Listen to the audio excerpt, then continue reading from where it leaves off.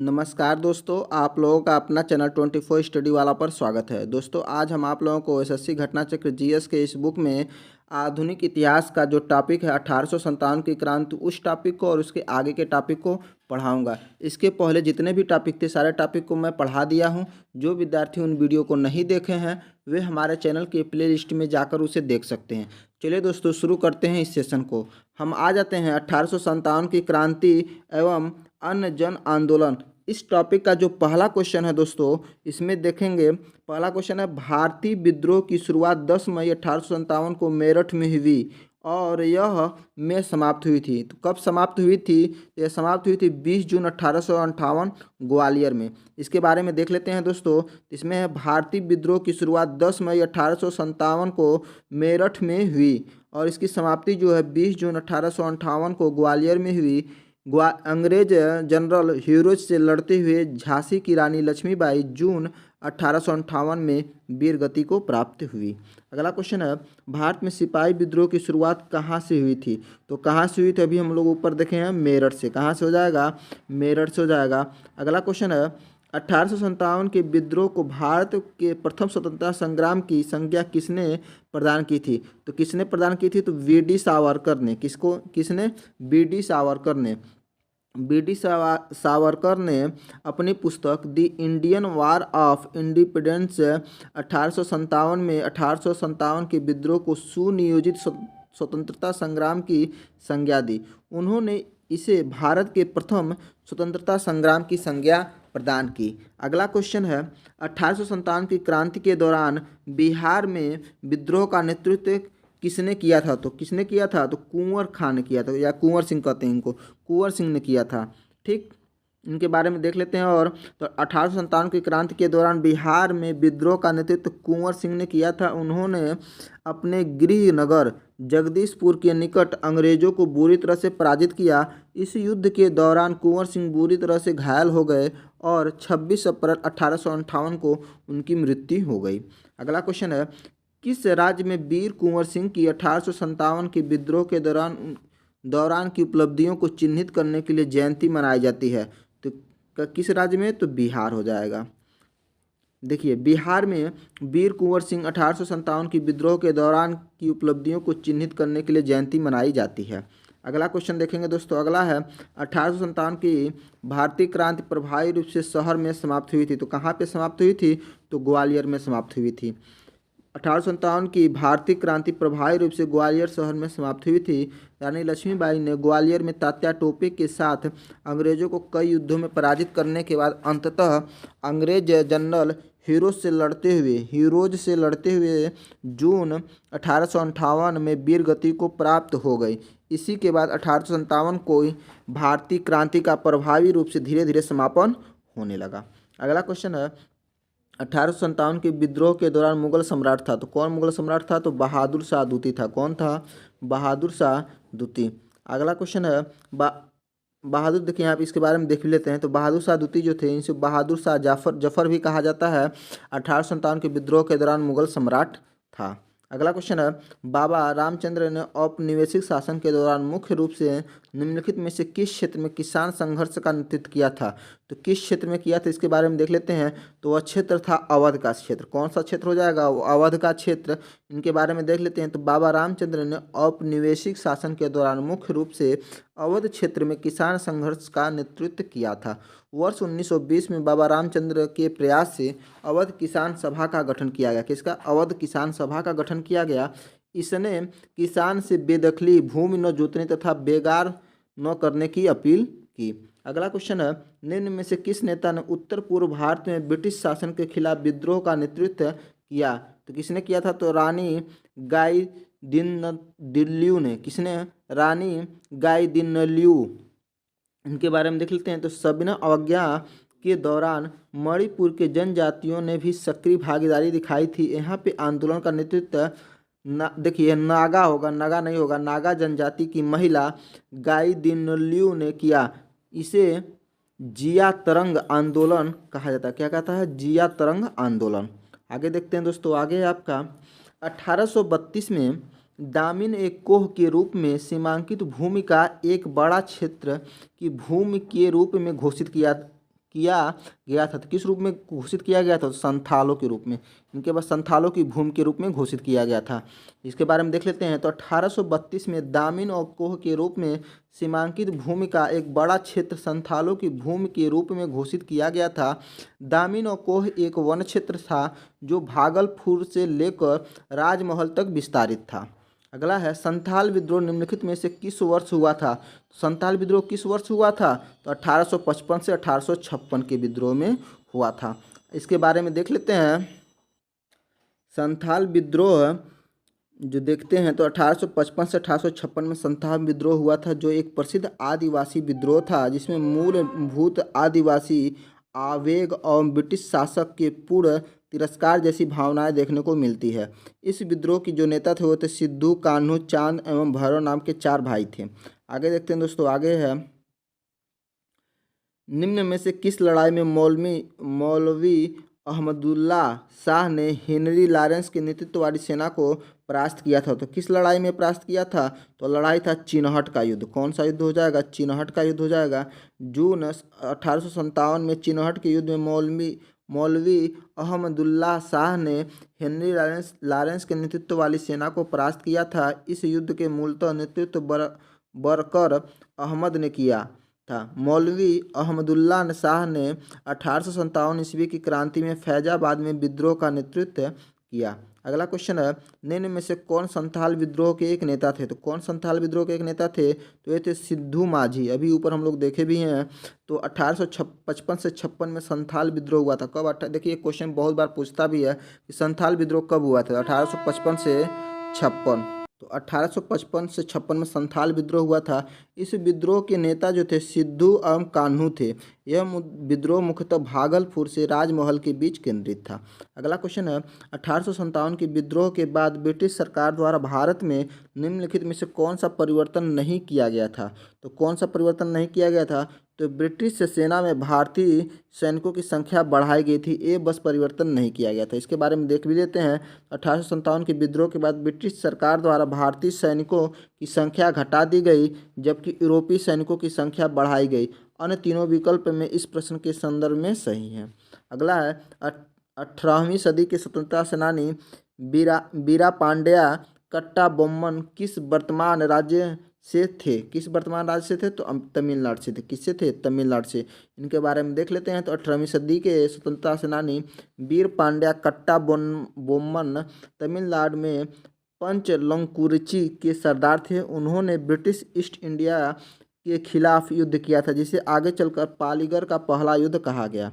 अगला क्वेश्चन है पाथरू घाट विद्रोह किससे संबंधित है? पाथरू घाट विद्रोह जो है किससे संबंधित है? तो ये विद्रोह है किसानों के विद्रोह से। किससे हो जाएगा? किसानों के विद्रोह से हो जाएगा। तो पाथरू घाट विद्रोह जो है वह किसानों के विद्रोह से संबंधित है। पाथरू घाट विद्रोह असम में हुआ था। जनवरी 1894 में असम के पाथरू घाट यानी वर्तमान में पथरी घाट में ब्रिटिश सैनिकों ने लगभग 140 किसानों को गोली मारकर हत्या कर दी थी। ये किसान भूमि कर में वृद्धि किए जाने का विरोध कर रहे थे। अगला क्वेश्चन असम में अंग्रेजों की कर नीतियों के खिलाफ किस वर्ष में पथारू घाट किसान विद्रोह हुआ था? तो किस वर्ष हुआ था? तो 1894 में। कब? 1894 में। निम्नलिखित में से किस शहर में झांसी की रानी की समाधि स्थल है? तो वह है ग्वालियर। कहाँ पे हो जाएगा? ग्वालियर हो जाएगा। झांसी की रानी लक्ष्मीबाई का समाधि स्थल ग्वालियर में स्थित है। झांसी में जून 1857 में रानी लक्ष्मीबाई के नेतृत्व में विद्रोह की शुरुआत हुई थी और वह अंग्रेज जनरल ह्यूरो से लड़ते हुए 17 जून 1858 को वीरगति प्राप्त हुई थी। कब? 1858 को। निम्नलिखित में से कौन 1857 के विद्रोह से संबंधित नहीं था? तो कौन नहीं थे? तो ये थे भगत सिंह। कौन हो जाएंगे? भगत सिंह जो थे ये 1857 के विद्रोह से संबंधित नहीं थे। बाकी कुंवर सिंह, बेगम हजरत मोहम्मद, मंगल पांडे सारे के सारे लोग 1857 क्रांति से संबंधित थे। देख लेते हैं। भगत सिंह 1857 के विद्रोह से संबंधित नहीं थे, बल्कि जबकि कुंवर सिंह ने बिहार में, बेगम हजरत महल लखनऊ में 1857 के विद्रोह का नेतृत्व किया था। मंगल पांडे 1857 के प्रथम भारतीय स्वतंत्रता संग्राम के अग्रदूत थे। वह ब्रिटिश ईस्ट इंडिया कंपनी के अंतर्गत 34वीं 34वीं नेटिव इन्फेंट्री में एक सिपाही थे। उन्होंने मार्च 1857 में चर्बी लगे कारतूसों के खिलाफ बैरकपुर छावनी में विद्रोह की शुरुआत की थी। अगला क्वेश्चन है, वीर सुरेंद्र साई निम्न स्थान में के रहने वाले एक स्वतंत्रता सेनानी थे। किस स्थान के रहने वाले थे? तो स्थान है उड़ीसा हो जाएगा। तो वीर सुरेंद्र साई कौन? वीर सुरेंद्र साई उड़ीसा के रहने वाले एक स्वतंत्रता सेनानी थे। 1857 के विद्रोह के पूर्व ही उन्होंने ब्रिटिश सरकार के विरुद्ध आंदोलन का नेतृत्व किया था। अगला क्वेश्चन, निम्न में से किस वर्ष में बॉम्बे दक्कन के ग्रामीण क्षेत्रों में बगावत हुई थी? तो 1875 में। कब? 1875 हो जाएगा। तो दक्कन विद्रोह महाराष्ट्र के कुछ जिलों में 1875 ईस्वी में प्रारंभ हुआ। यह ग्रामीण क्षेत्रों में फैला साहूकारों और बड़े राजस्व के खिलाफ उत्पन्न था। अगला जो टॉपिक है वह है गवर्नर जनरल का। इसमें जो पहला क्वेश्चन है, बंगाल का प्रथम गवर्नर जनरल कौन था? तो बंगाल का जो प्रथम गवर्नर जनरल था वह था वारेन हेस्टिंग। कौन था? वारेन हेस्टिंग था। रेगुलेटिंग एक्ट 1773 के तहत ब्रिटिश संसद के द्वारा बंगाल में पहली बार कॉलेजिस्ट सरकार की व्यवस्था की गई। इस सरकार में एक अध्यक्ष तथा 4 सदस्यों का प्रावधान किया गया। अध्यक्ष को गवर्नर जनरल का पदनाम दिया गया। वारेन हेस्टिंग को 1774 ईस्वी में बंगाल का प्रथम गवर्नर जनरल नियुक्त किया गया। बंगाल का प्रथम गवर्नर जनरल वारेन हेस्टिंग हो जाएगा। 1773 से 1785 ईस्वी तक ब्रिटिश भारत के पहले गवर्नर जनरल कौन थे? तो पहले गवर्नर जनरल कौन हो जाएगा? तभी जस्ट हम लोग ऊपर देखें वारेन हेस्टिंग था। कौन हो जाएगा? वारेन हेस्टिंग हो जाएगा। यहाँ पे देखिए, यहाँ पे दिया भी है वारेन हेस्टिंग। वारेन हेस्टिंग जो था 1774 से 1785 ईस्वी तक ब्रिटिश भारत के पहले गवर्नर जनरल थे। हेस्टिंग के अन्यायपूर्ण तथा निरंकुश कार्यों के कारण उस पर महाभियोग का मुकदमा चलाया गया, किंतु ब्रिटिश संसद ने उनकी सेवाओं को देखते हुए उसे सभी दोषों से मुक्त कर दिया गया। प्रश्न में 1773 के जगह पे 1774 होना चाहिए था। यहाँ पे देख लीजिएगा आप लोग एक बार। वारेन हेस्टिंग किस वर्ष भारत के प्रथम गवर्नर जनरल बने थे? तो देखिए 1773 में रेगुलेटिंग एक्ट आया था, बनाया गया था 1774। अगर ऑप्शन में नहीं है तो आप 1773 मार सकते हैं। यहाँ पे देखिए रेगुलेटिंग एक्ट 1773 के अनुसार जो थे बंगाल का गवर्नर पद का नाम बदलकर बंगाल का गवर्नर जनरल पद रखा गया। ठीक है। बंगाल के पहले गवर्नर जनरल वारेन हेस्टिंग बने। वस्तुतः भारत के प्रथम governor general Lord William Bentinck थे। अगर भारत का पूछेगा तो लॉर्ड विलियम बेंटिक, लेकिन बंगाल का हो जाएगा तो वारेन हेस्टिंग। बंगाल का प्रथम गवर्नर जो था, देखिए बंगाल का प्रथम गवर्नर अगर पूछेगा तो रॉबर्ट क्लाइव था, तथा अंतिम गवर्नर व प्रथम गवर्नर जनरल वारेन हेस्टिंग हो जाएगा। ठीक। प्रश्न में पूछा है कि वारेन हेस्टिंग को प्रथम गवर्नर, देखिए प्रश्न में वारेन हेस्टिंग को भारत के प्रथम गवर्नर जनरल नियुक्त होने के वर्ष के बारे में पूछा गया है, जो कि त्रुटिपूर्ण है।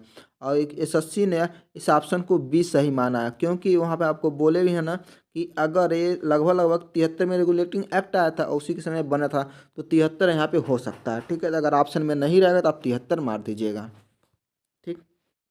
अगला क्वेश्चन है, देखिए क्योंकि एसएससी ने उसका आंसर 73 दिया भी है तो आप लोग 73 इसको कर सकते हैं। स्वतंत्र भारत के प्रथम भारतीय गवर्नर जनरल कौन थे? तो कौन थे प्रथम भारतीय गवर्नर जनरल? तो ये थे सी राजगोपालाचारी। कौन हो जाएंगे? सी राजगोपालाचारी। स्वतंत्र भारत के प्रथम गवर्नर जनरल लॉर्ड माउंटबेटन थे, जबकि स्वतंत्र भारत के दूसरे और प्रथम भारतीय गवर्नर जनरल जो कहेंगे तो ये हो जाएंगे सी राजगोपालाचारी, जो 1948 से 1950 तक थे। भारतीय संविधान 26 जनवरी 1950 को लागू हुआ, तभी गवर्नर जनरल के पद को समाप्त करके डॉक्टर राजेंद्र प्रसाद को भारत का प्रथम राष्ट्रपति नियुक्त किया गया। अगला क्वेश्चन, निम्न में से किस वर्ष में कॉर्नवालिस कोड लागू किया गया? तो किस वर्ष किया गया? तो 1793 में। कब? 1793 में। इसके बारे में देख लेते हैं हम। तो 1793 ईस्वी में कॉर्नवालिस कोड लागू किया गया। कॉर्नवालिस संहिता शक्तियों के पृथक्करण सिद्धांत पर आधारित थी, जिसके तहत कर और प्रशासन को पृथक कर दिया गया था। अगला क्वेश्चन, 1773 में अस्थायी बंदोबस्त प्रस्तावित किया गया था। इस दौरान बंगाल के गवर्नर जनरल कौन था? तो कौन था उस समय? तो कौन था? तो लॉर्ड कॉर्नवालिस था। कौन था? लॉर्ड कॉर्नवालिस था। 1793 में अस्थायी बंदोबस्त प्रस्तावित किया गया था। इस दौरान बंगाल का गवर्नर जनरल लॉर्ड कॉर्नवालिस था। अस्थायी बंदोबस्त के तहत जमींदार भूमि भूमि के स्वामी बना दिए गए थे। अस्थायी बंदोबस्त को व्यवहारिक रूप देकर कॉर्नवालिस भारत में जमींदारों का एक शक्तिशाली वर्ग तैयार करना चाहता था। भारत में सिविल सर्विस का सूत्रपात निम्नलिखित में से किसने किया? सिविल सर्विस का सूत्रपात किसने किया था? तो यह था कॉर्नवालिस। कौन हो जाएगा? कॉर्नवालिस हो जाएगा। भारत में सिविल सर्विस या लोक सेवा का सृजन गवर्नर जनरल कॉर्नवालिस द्वारा किया गया था। बंगाल का गवर्नर जनरल बनने के बाद कॉर्नवालिस ने प्रशासन को पुनर्गठित किया तथा राजस्व बोर्डों को भंग करके इसके संबंध में भी नए नियम तथा कंपनी के अधिकारियों को व्यक्तिगत व्यापार के संबंध में भी नियम बनाए। अगला क्वेश्चन है, तृतीय आंग्ल मैसूर युद्ध के दौरान बंगाल के गवर्नर जनरल कौन था? तो कौन था उसमें गवर्नर जनरल? तो ये था द्वितीय अर्ल कॉर्नवालिस, इसको कहते हैं कॉर्नवालिस ही है। ठीक है, इसके बाद हम देख लेंगे तृतीय आंग्ल मैसूर युद्ध 1790 से 92 ईस्वी तक चला। इस दौरान बंगाल का गवर्नर जनरल द्वितीय अर्ल कॉर्नवालिस यानी लॉर्ड कॉर्नवालिस था। यह युद्ध जो था 1792 ईस्वी में श्रीरंगपट्टन की संधि के द्वारा समाप्त हुआ था। अगला क्वेश्चन है, स्वतंत्रता पूर्व काल के प्रथम वायसराय और गवर्नर जनरल कौन थे? तो कौन था वो? तो वह था लॉर्ड कैनिंग था। कौन हो जाएगा? लॉर्ड कैनिंग हो जाएगा। स्वतंत्रता पूर्व लॉर्ड कैनिंग भारत का गवर्नर जनरल था। वह ब्रिटिश सम्राट के अधीन नियुक्त भारत का पहला वायसराय था। लॉर्ड कैनिंग के कार्यकाल की महत्वपूर्ण घटना 1857 का विद्रोह था। कैनिंग के कार्यकाल में आईपीसी, सीपीसी, सीआरपीसी जैसी दंड विधियों को पारित किया गया। कैनिंग के समय में ही लंदन विश्वविद्यालय के तर्ज पर ही कलकत्ता, मद्रास, बम्बई विश्वविद्यालयों की स्थापना की गई। 1861 का भारतीय परिषद अधिनियम कैनिंग के समय ही पारित हुआ था। इसी के काल में ही भारतीय इतिहास का प्रसिद्ध नील विद्रोह भी हुआ था। किसके काल में? तो कैनिंग के काल में। ठीक है, जबकि वारेन हेस्टिंग्स 1772 से 1785 बंगाल का प्रथम गवर्नर जनरल था। प्रथम गवर्नर जनरल अगर पूछेगा बंगाल का तो कौन हो जाएगा? Warren Hasting. और लॉर्ड विलियम बेंटिंग पूछेगा तो भारत का प्रथम गवर्नर, अगर भारत का प्रथम गवर्नर जनरल पूछेगा तो लॉर्ड विलियम बेंटिंग, बंगाल का वारेन हेस्टिंग। और पूछेगा कि अगर लॉर्ड माउंटबेटन जो थे भारत का अंतिम गवर्नर जनरल था। ठीक, आगे है आपका, में मराठों तथा ब्रिटिश के लिए आत्मसमर्पण से मराठा साम्राज्य का अस्तित्व समाप्त हो गया, जिससे तृतीय एंग्लो मराठा युद्ध भी समाप्त हो गया। तो कब ये हुआ था? तो ये हुआ था 1818 में। इसके बारे में देख लेते हैं। तो 1818 ईस्वी में मराठों और ब्रिटिशों के लिए एक आत्मसमर्पण से मराठा साम्राज्य का अस्तित्व समाप्त हो गया था, जिससे तीसरा एंग्लो मराठा युद्ध भी समाप्त हुआ। तीसरा एंग्लो मराठा युद्ध जो था गवर्नर जनरल लॉर्ड हेस्टिंग के समय में हुआ था। वह एकमात्र वायसराय कौन थे जिनकी भारत में हत्या हुई थी? तो कौन थे वे थे लॉर्ड मेयो। कौन हो जाएगा? Lord Mayo. लॉर्ड मेयो जो थे 1859 से लेकर 1872 ईस्वी की हत्या जो अंडमान निकोबार द्वीप समूह के भ्रमण के दौरान एक दंडित अपराधी द्वारा की गई थी। मेयो प्रथम गवर्नर जनरल था जिसकी हत्या उसके कार्यकाल में ही की गई थी। भारत में अंग्रेजों के समय में प्रथम जनगणना मेयो के समय में 1872 में प्रारंभ हुई तथा लॉर्ड नॉर्थ ब्रुक 1872 से 76 के समय में 1875 ईस्वी में सर सैयद अहमद खान द्वारा मोहम्मद एंग्लो ओरिएंटल कॉलेज की, यानी अलीगढ़ जो में स्थित है मोहम्मद एंग्लो ओरिएंटल कॉलेज जो है उसकी स्थापना की गई। अगला है, प्रथम एंग्लो बर्मी युद्ध का अंत पर हस्ताक्षर करने पे हुआ था। तो किस संधि पर हस्ताक्षर करने पे हुआ था? तो वह संधि का था एन डाम्बो का संधि। कौन हो जाएगा? एन डाम्बो का संधि। इसके बाद हम देखेंगे प्रथम एंग्लो बर्मी युद्ध का अंत एन डाम्बो की संधि पर हस्ताक्षर करने पे हुआ था। यह संधि फरवरी 1826 में हस्ताक्षरित हुई थी। अगला क्वेश्चन है, ब्रिटिश प्रशासन के दौरान निम्नलिखित में से किस गवर्नर जनरल ने हड़प नीति अपनाया था? तो किसने अपनाया था? तो बहुत आसान सा क्वेश्चन हो जाएगा, लॉर्ड डलहौजी। इसको तो सभी लोगों को आना चाहिए। तो लॉर्ड डलहौजी 1848 से लेकर 1856 तक व्यापगत नीति, जिसे हड़प नीति को क्या कहा जाता है? व्यापगत नीति या हड़प नीति का सूत्रपात किया था। डलहौजी के व्यक्तिगत सिद्धांत के अंतर्गत विलय किए जाने वाले प्रदेश जो थे, पहला जो हो जाएगा सतारा, फिर जैतपुर, संभलपुर, बघाट, उदयपुर, झांसी, नागपुर, करौली तथा अवध। हड़प नीति डॉक्ट्रिन ऑफ लैप्स किसने दिया था? तो अभी हम लोग जस्ट पढ़े हैं डलहौजी। कौन हो जाएगा? डलहौजी। हड़प नीति किसने लागू किया था? तो डलहौजी। आगे है, निम्नलिखित में से कौन सी घटना लॉर्ड डलहौजी के कार्यकाल में नहीं हुई थी? तो कौन सी घटना नहीं हुई थी? तो ये देखिए यहाँ पे, तो यहाँ पे आप देखेंगे तो सहायक गठबंधन प्रणाली का स्थापना इसके काल में नहीं हुआ था। और एक ऑप्शन आप देखिएगा कि विधवा पुनर्विवाह जो है इसके समय में लागू, ये भी नहीं हुआ था। ठीक है, आगे एक्सप्लेनेशन में हम देख भी लेते हैं। तो सहायक गठबंधन प्रणाली की स्थापना लॉर्ड डलहौजी के कार्यकाल में नहीं हुआ था, बल्कि ये घटना किसके काल में हुआ था? वेलेजली के कार्यकाल में। वेलेजली इसका संस्थापक भी कहा जाता है एक तरह से। तो वेलेजली के कार्यकाल में हुआ था आपका सहायक गठबंधन प्रणाली। और इसके अलावा देखते हैं लॉर्ड डलहौजी के कार्यकाल में क्या क्या घटनाएं हुई थी, उसके बारे में देख लेते हैं।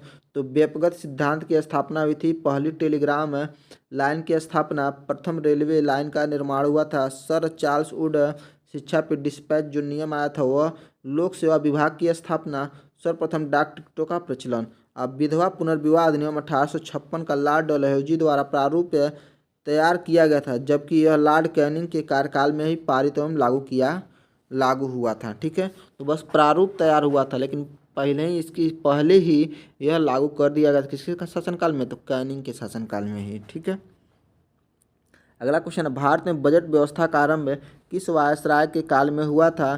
तो वह था कैनिंग। कौन हो जाएगा? कैनिंग हो जाएगा। भारत में बजट व्यवस्था का आरंभ जो है लॉर्ड कैनिंग के शासनकाल में हुआ था। आर्थिक सुधारों के अंतर्गत कैनिंग ने ब्रिटिश अस्थायी विल्सन को भारत बुलाया तथा जिन्होंने 7 अप्रैल 1860 को भारत का प्रथम बजट पेश किया, जबकि डलहौजी जो 1848 से 56 व्यक्तिगत यानी हड़प नीति तथा लॉर्ड रिपन जो था स्थानीय स्वायत्त शासन से संबंधित था। अगला क्वेश्चन है, एयान डाम्बू की संधि यानी 1826 के माध्यम से ब्रिटिश ईस्ट इंडिया कंपनी द्वारा निम्नलिखित में से कौन सा क्षेत्र हड़प लिया गया? तो कौन सा क्षेत्र हड़प लिया गया था? तो वह था असम का क्षेत्र। कौन सा क्षेत्र हो जाएगा? असम का क्षेत्र।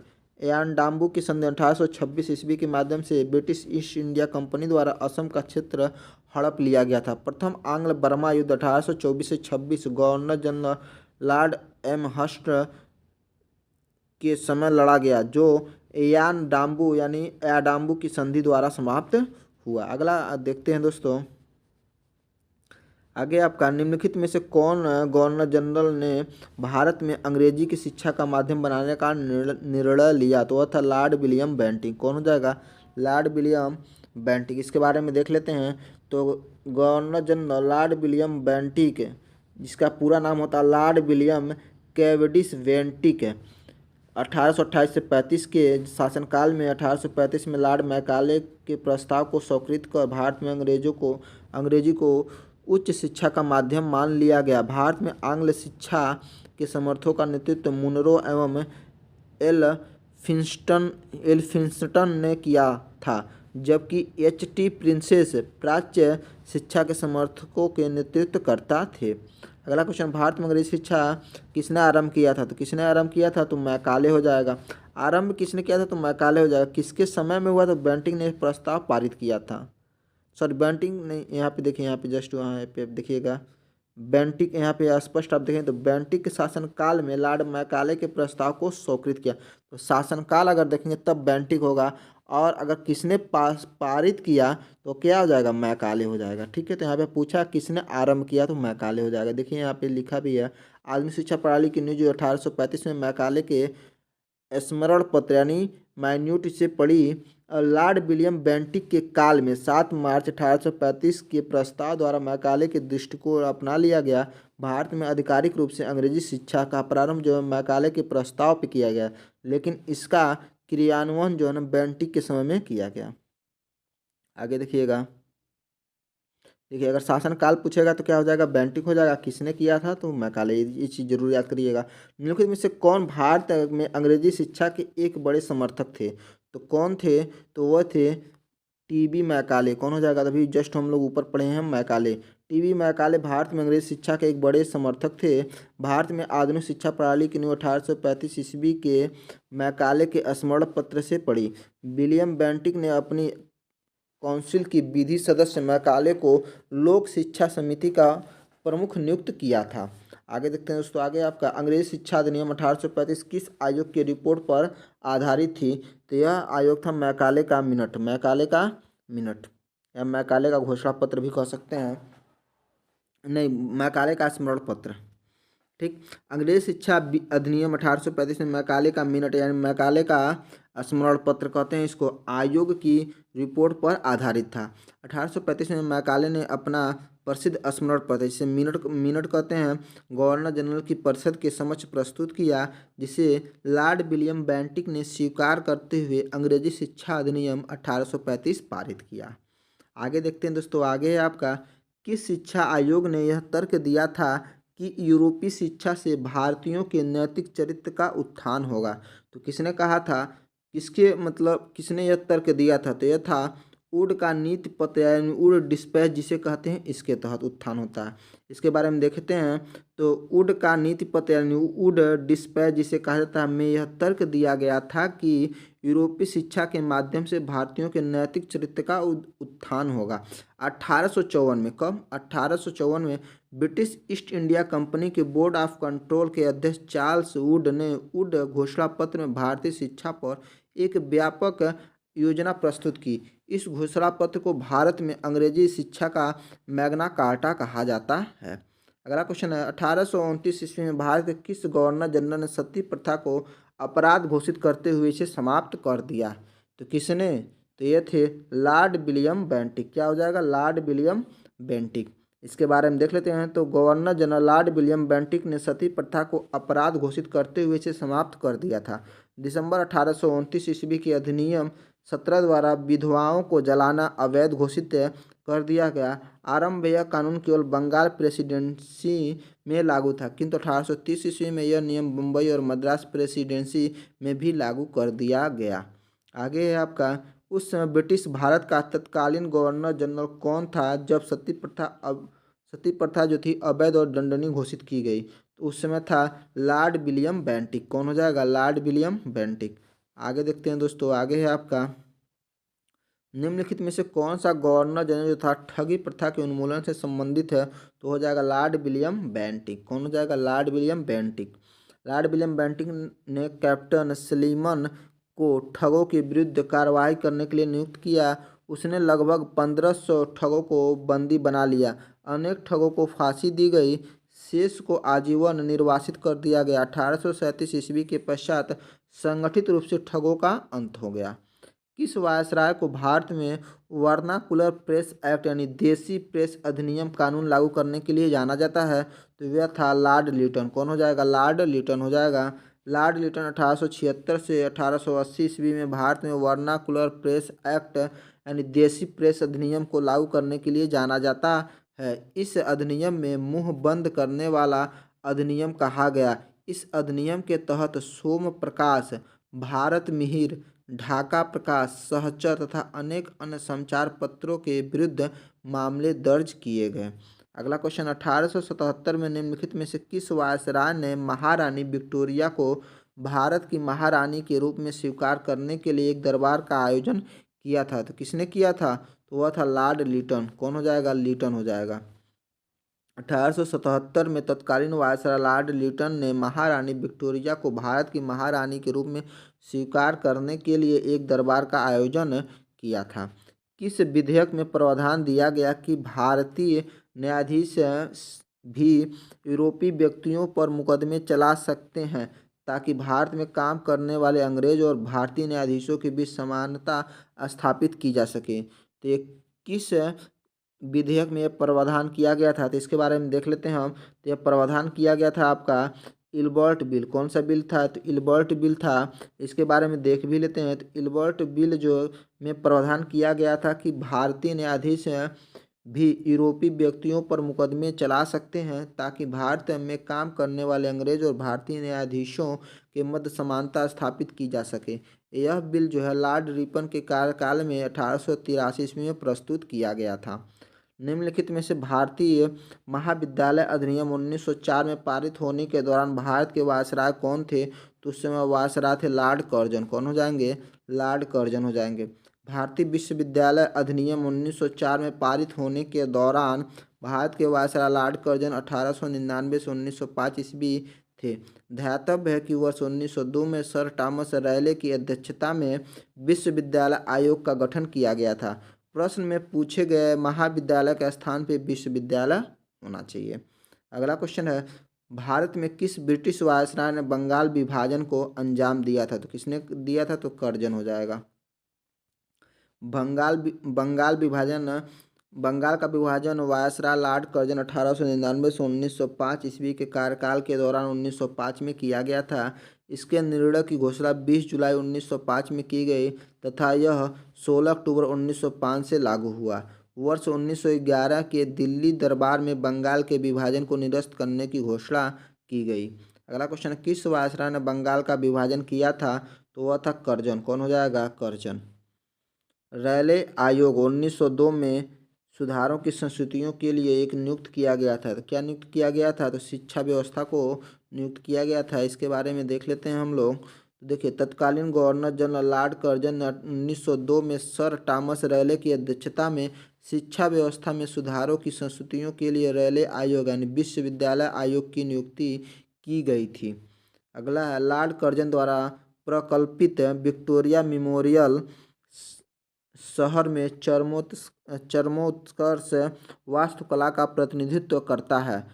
तो कहाँ पे? तो कोलकाता शहर में। कहाँ पे हो जाएगा? कोलकाता शहर। लॉर्ड कर्जन द्वारा प्रकल्पित विक्टोरिया मेमोरियल कोलकाता शहर की चरमोत्कर्ष वास्तुकला का प्रतिनिधित्व करता है। यह स्मारक 1906 से 21 के मध्य निर्मित किया गया।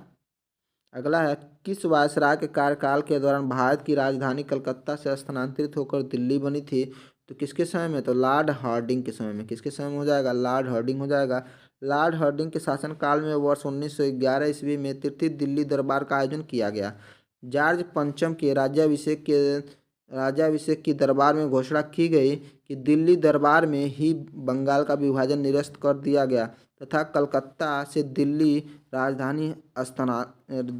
स्थानांतरण की घोषणा की गई थी। आगे देखते हैं दोस्तों। आगे आपका, निम्नलिखित में से भारत के किस वायसराय ने 1943 के बंगाल के अकाल पर ध्यान दिया और सेना को भूख से पीड़ित ग्रामीण बंगालियों को राहत सामग्री वितरित करने का आदेश दिया था? तो किसने दिया था? तो लॉर्ड वेवेल था। कौन हो जाएगा? वेवेल हो जाएगा। तो 1943-44 में बंगाल यानी वर्तमान बांग्लादेश, भारत का पश्चिम बंगाल, बिहार और उड़ीसा में भीषण अकाल पड़ा था जिसमें लाखों लोगों की भूख से तड़पकर मृत्यु हो गई थी। तत्कालीन वायसराय लॉर्ड वेवेल ने बंगाल में अकाल पर ध्यान दिया और सेना को भूख से पीड़ित बंगालियों को राहत सामग्री वितरित करने का आदेश दिया था। तो कब दिया था? तो 1943-44 में। ये चीज़ जरूर याद करिएगा। आगे देखते हैं दोस्तों। आगे, किस वायसराय के शासनकाल के दौरान दांडी यात्रा शुरू हुई थी? तो किसके दौरान? तो इरविन के। इसके बारे में देखें तो वायसराय लॉर्ड इरविन के शासनकाल के दौरान दांडी यात्रा शुरू हुई थी। गांधी ने 12 मार्च 1930 को अपना प्रसिद्ध दांडी मार्च शुरू किया था तथा 6 अप्रैल 1930 को दांडी में सांकेतिक रूप से नमक कानून भंग किया गया था। अगला है टॉपिक, वह है ब्रिटिश शासन का भारतीय अर्थव्यवस्था पर प्रभाव। पहला क्वेश्चन है, 1793 की जमींदारी प्रणाली किसके द्वारा शुरू की गई थी? तो जमींदारी प्रणाली जो थी वो कार्नवालिस के द्वारा, किसके द्वारा? कार्नवालिस के द्वारा जमींदारी प्रथा की शुरुआत की गई थी। 1793 ईस्वी में लॉर्ड कार्नवालिस द्वारा जमींदारी प्रणाली अस्थायी बंदोबस्त शुरू की गई थी। यह व्यवस्था बंगाल, बिहार और उड़ीसा तथा उत्तर प्रदेश के वाराणसी तक के क्षेत्र में लागू की गई थी। इसके अंतर्गत समूचे ब्रिटिश भारत के क्षेत्रफल पर लगभग 19% हिस्सा जो था शामिल था। इस व्यवस्था के तहत जमींदारों के एक नए वर्ग को भूस्वामी घोषित कर दिया गया। रैयतवाड़ी व्यवस्था निम्नलिखित में से किसके द्वारा शुरू की गई थी? तो रैयतवाड़ी व्यवस्था थॉमस मुनरो के द्वारा। किसके द्वारा? थॉमस मुनरो हो जाएगा रैयतवाड़ी। थॉमस मुनरो 1820 से 1827 ईस्वी के बीच में मद्रास का गवर्नर रहा। रैयतवाड़ी व्यवस्था इसी के द्वारा शुरू की गई थी। रैयतवाड़ी व्यवस्था के प्रारंभिक प्रयोग के बाद मुनरो ने 1820 ईस्वी में संपूर्ण मद्रास यानी दक्षिण भारत में लागू कर दिया। इसके तहत कंपनी तथा रैयतों किसान के बीच सीधा समझौता समझौता या संबंध था। राजस्व का निर्धारण तथा लगान वसूली के में किसी जमींदार या बिचौलिए की कोई भूमिका नहीं होती थी। ब्रिटिश भारत के किस प्रांत में राजस्व एकत्रित करने की रैयतवाड़ी व्यवस्था लागू की गई थी? तो वह क्षेत्र था दक्षिण भारत हो जाएगा। रैयतवाड़ी व्यवस्था किसने विकसित की थी? तो रैयतवाड़ी व्यवस्था जो था थॉमस मुनरो हो जाएगा। कौन हो जाएगा? थॉमस मुनरो हो जाएगा। आगे है 18वीं शताब्दी में ब्रिटिश रिकॉर्ड में रैयत का क्या अर्थ था? तो रैयत का अर्थ जो था किसान हो जाएगा। रैयत शब्द का प्रयोग अंग्रेजी बिरोड़ों से किसानों के लिए किया जाता था। रैयतवाड़ी व्यवस्था किसके द्वारा तैयार किया गया था? तो रैयतवाड़ी, देखिए यहाँ पे ये सॉरी, रैयतवाड़ी जो व्यवस्था थी वो किसके द्वारा था? तो ये अभी जस्ट हम लोग पढ़े हैं, थॉमस मुनरो हो जाएगा। यहाँ पे माहौलवाड़ी, अगला क्वेश्चन जो है माहौलवाड़ी से भी देख लेते हैं। तो माहौलवाड़ी व्यवस्था किसने तैयार किया था? तो माहौलवाड़ी व्यवस्था जो थी वह हाल्ट मैकेंजे, किसने द्वारा? हाल्ट मैकेंजे। तो इसके बारे में देख लेते हैं। तो माहौलवाड़ी व्यवस्था की जन्मदाता हाल्ट मैकेंजे हैं। इस व्यवस्था के अंतर्गत उत्तर प्रदेश, मध्य प्रांत और पंजाब प्रांत थे, जो ब्रिटिश भारत के कुल भूभाग का 30% था। कितना? 30%। ये आपका हो जाएगा कौन सा? माहौलवाड़ी। 30% माहौलवाड़ी, 19% आपका क्या हो जाएगा? सबसे पहला जो अस्थाई बंदोबस्त वाला जो जमींदारी प्रणाली था वो, उसके अलावा जो बच गया पूरा का पूरा कौन सा हो जाएगा? आपका रैयतवाड़ी। अगला जो टॉपिक हुआ है राष्ट्रीय आंदोलन, इसके बारे में देख लेते हैं। पहला क्वेश्चन है, निम्न में से किसने 1876 में कलकत्ता में इंडियन एसोसिएशन की स्थापना करके भारतीय राष्ट्रीय आंदोलन की नींव रखी थी? किसने रखी थी? तो ये थे सुरेंद्र नाथ बनर्जी। कौन हो जाएंगे? सुरेंद्र नाथ बनर्जी। इनके बारे में देख लेते हैं। तो 1876 ईस्वी में सुरेंद्र नाथ बनर्जी ने आनंद मोहन बोस के सहयोग से इंडियन एसोसिएशन और भारतीय संघ की स्थापना कलकत्ता में करके भारतीय राष्ट्रीय आंदोलन की नींव रखी। यह तत्कालीन राजनीतिक संस्थाओं में प्रमुख और महत्वपूर्ण थी। आगे देखते हैं। सुरेंद्र नाथ बनर्जी और आनंद मोहन बोस ने 1876 में बंगाल में की स्थापना की थी। किसकी स्थापना की थी? तो इंडियन एसोसिएशन की स्थापना की थी। इंडियन एसोसिएशन की स्थापना निम्न में से किस वर्ष में हुई थी? तो किस वर्ष में हुई थी इंडियन एसोसिएशन की स्थापना? अभी हम लोग ऊपर देखे हैं, तो ये था 1876 में। कब? 1876 हो जाएगा। आगे आपका स्वदेशी आंदोलन का संबंध किससे है? तो स्वदेशी आंदोलन का संबंध जो है बंगाल 1905 में बंगाल विभाजन से संबंधित है। स्वदेशी आंदोलन का संबंध जो 1905 में बंगाल विभाजन से है। वायसराय लॉर्ड कर्जन का उद्देश्य बंगाल प्रेसिडेंसी को 2 भागों में विभाजित करना था, क्योंकि उस समय बंगाल भारतीय राष्ट्रवाद का सबसे प्रमुख केंद्र था। 20 जुलाई 1905 को बंगाल विभाजन की घोषणा की गई।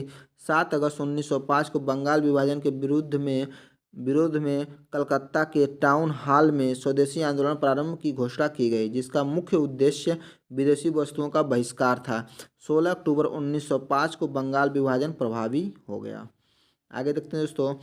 सन 1905 में बंगाल के विभाजन को लागू करने का निर्णय किसके द्वारा लिया गया था? तो यह था कर्जन। कौन हो जाएगा? कर्जन के द्वारा, लॉर्ड कर्जन। किस वर्ष लॉर्ड कर्जन ने बंगाल विभाजन का आदेश दिया था? तो 1905 में। कब हो जाएगा? 1905 में। लॉर्ड कर्जन की निगरानी में बंगाल का विभाजन किस वर्ष किया गया था? तो 1905 में। आगे देखते हैं दोस्तों। आगे है आपका 1905 में बंगाल के विभाजन के लिए कौन जिम्मेदार था? तो यह था कर्जन। कौन हो जाएगा? कर्जन। महात्मा गांधी का जन्म किस वर्ष हुआ था? तो महात्मा गांधी का जन्म 1869 में हुआ था। कब हुआ था? 1869 में। इनके बारे में देख लेते हैं। तो मोहनदास करमचंद गांधी 2 अक्टूबर 1869 को गुजरात के पोरबंदर नामक स्थान पर हुआ था। उनकी प्रारंभिक शिक्षा राजकोट में हुई थी। उन्होंने द इनर टेम्पल्स लंदन से बैरिस्ट्री का प्रशिक्षण मिला। वे सत्य और अहिंसा के पुजारी थे। वे रस्किन की पुस्तक अनटू द लास्ट से सर्वाधिक प्रभावित थे। इन्हें रविंद्रनाथ टैगोर ने, महात्मा सुभाष चंद्र बोस ने राष्ट्रपति तथा माउंट बेटन ने वन मैन बाउंड्री फोर्स की उपाधि प्रदान की थी। 30 जनवरी 1948 को महात्मा गांधी की हत्या नाथूराम गोडसे के द्वारा की गई। महात्मा गांधी की हत्या किसने की थी? तो नाथूराम गोडसे ने। महात्मा गांधी का निधन कब हुआ था? तो यह हुआ था 30 जनवरी 1948 को। कब? 30 जनवरी 1948 को। महात्मा गांधी का जन्म कहाँ हुआ था? तो गुजरात के पोरबंदर में। कहाँ पे हो जाएगा? तो गुजरात के पोरबंदर में। गांधी के सत्याग्रह का निम्नलिखित में से किन्हीं दो में से कुछ जुड़ा है, तो किससे जुड़ा है? सच्चाई और अहिंसा से। ठीक है, सच्चाई और अहिंसा हो जाएगा। सत्याग्रह का मूल अर्थ सत्य के प्रति आग्रह हो जाएगा। गांधी जी ने दक्षिण अफ्रीका के ट्रांसवाल में औपनिवेशिक सरकार द्वारा एशियाई लोगों के साथ भेदभाव के कानून को पारित किए जाने के खिलाफ पहली बार सत्याग्रह का प्रयोग किया था। भारत में सर्वप्रथम चंपारण बिहार में सत्याग्रह का प्रयोग किया गया था। आगे देखते हैं, तो गांधी द्वारा सत्याग्रह सभा की स्थापना कब की गई थी? तो की गई थी 1919 में। कब? 1919 में। वर्ष 1919 में रॉलेट एक्ट के विद्रोह में देशव्यापी विरोध करने हेतु गांधी जी ने सत्याग्रह शुरू करने का सुझाव दिया था। इसके पश्चात 1919 में ही सत्याग्रह सभा गठित की गई। आगे देखते हैं दोस्तों, आगे आपका गांधी जी का सर्वोदय से क्या तात्पर्य था? सर्वोदय का तात्पर्य जो था नैतिक मूल्यों पर आधारित एक नए समाज का सृजन हो जाएगा सर्वोदय का तात्पर्य। गांधी जी पर जॉन रस्किन की पुस्तक जो थी अनटू द लास्ट का प्रभाव था, उससे प्रेरित होकर उन्होंने सर्वोदय की अवधारणा विकसित की। सर्वोदय का अर्थ होता है सबका उदय। सर्वोदय ऐसे वर्ग विहीन, जाति विहीन और शोषण मुक्त समाज की स्थापना करना चाहता है, जिसमें प्रत्येक व्यक्ति और समूह को अपने सर्वांगीण विकास का साधन और अवसर मिले, अर्थात नैतिक मूल्यों पर आधारित एक नए समाज की स्थापना करना था। आगे देखते हैं दोस्तों, आगे है आपका 1903 में दक्षिण अफ्रीका में महात्मा गांधी ने किस अखबार की स्थापना की थी? तो अखबार का नाम था इंडियन ओपिनियन। क्या था? Indian opinion. 1903 में दक्षिण अफ्रीका में गांधी जी ने इंडियन ओपिनियन नामक अखबार निकाला था। यह गुजराती, हिंदी, तमिल और अंग्रेजी में प्रकाशित होता था तथा वर्ष 1904 में डरबन में फिनिक्स फार्म की स्थापना की। गांधी जी जब दक्षिण अफ्रीका में थे तो उनके द्वारा निम्नलिखित में से क्या प्रकाशित किया गया था? तो वह था इंडियन ओपिनियन। अभी जस्ट ऊपर हम लोग देखे भी हैं। आगे महात्मा गांधी ने में नटाल भारतीय कांग्रेस का गठन किया था। कब किया था? तो 1894 में। कब? 1894। महात्मा गांधी ने 1894 में नटाल भारतीय कांग्रेस का गठन किया था। यह संगठन दक्षिण अफ्रीका में भारतीयों के साथ रहे भेदभाव के विरुद्ध लड़ने के लिए गठित किया गया था। नटाल इंडियन कांग्रेस यानी NIC की स्थापना किस भारतीय ने की थी? तो ये थे महात्मा गांधी। कौन हो जाएंगे? महात्मा गांधी। निम्नलिखित में से किसे गांधी जी ने अपना राजनीतिक गुरु मानते थे? तो ये थे गोपाल कृष्ण। कौन से? आप देखिएगा, गोपाल कृष्ण गोखले हो जाएंगे यहाँ पे। कौन हो जाएंगे? गोपाल कृष्ण गोखले। महात्मा गांधी के राजनीतिक गुरु गोपाल कृष्ण गोखले थे। 9 जनवरी 1915 को दक्षिण अफ्रीका से भारत लौटने पर गोपाल कृष्ण गोखले के संपर्क में आए और इनके प्रभाव में आकर ही गांधी जी ने स्वयं को भारत की सक्रिय राजनीति से जोड़ा। किस वर्ष महात्मा गांधी भारत वापस लौटे थे? तो 1915 हो जाएगा। महात्मा गांधी दक्षिण अफ्रीका से भारत कब लौटे थे? तो हो जाएगा 1915। दक्षिण अफ्रीका से 21 वर्ष से अधिक समय तक रहने के बाद गांधी जी भारत आए थे। तो कब आए थे? तो 1915 में आए थे। भारत में गांधी जी का प्रथम सत्याग्रह कहाँ हुआ था? तो कहाँ पे हुआ था?